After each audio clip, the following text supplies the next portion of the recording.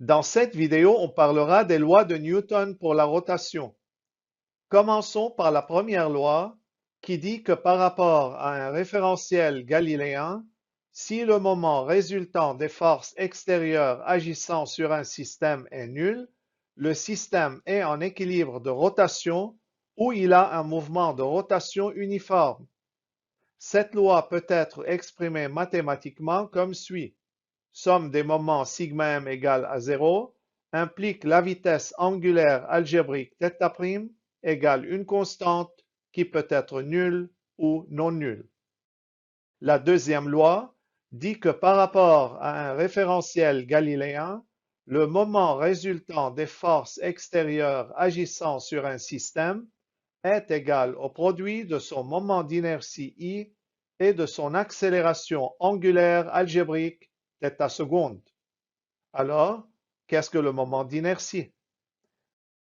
Le moment d'inertie noté par I ou bien I delta représente la mesure de la résistance d'un système à l'accélération angulaire par rapport à un axe donné.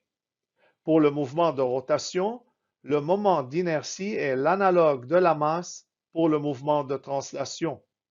Voici quelques exemples de moments d'inertie par rapport à des axes particuliers d'une particule et de quelques solides homogènes, où m dans les formules est la masse du système, r est le rayon et L est la longueur de la tige.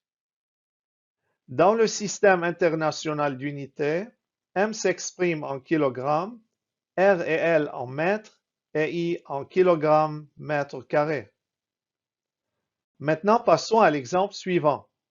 La vitesse angulaire algébrique d'un disque tournant autour de son axe normal augmente uniformément de 12 radians par seconde à 32 radians par seconde en 5,0 secondes sous l'action d'un moment résultant constant.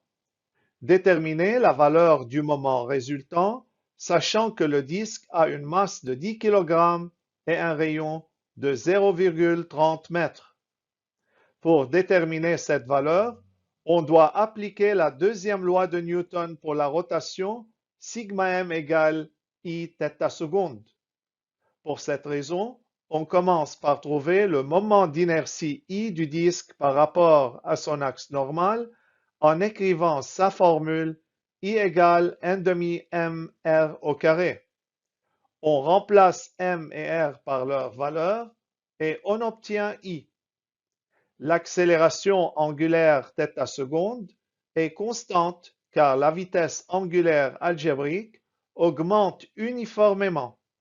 Par conséquent, on peut appliquer la formule θ² égale θ' à l'état final moins θ' à l'état initial, le tout divisé par la durée ΔT.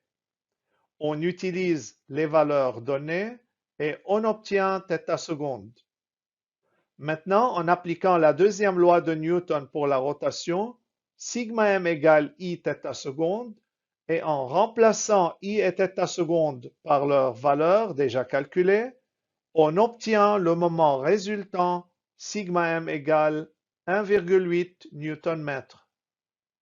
Quant à la troisième loi, elle dit que lorsqu'un objet applique un moment de force à un deuxième objet, le deuxième applique un moment de force de même norme et de sens opposé au premier.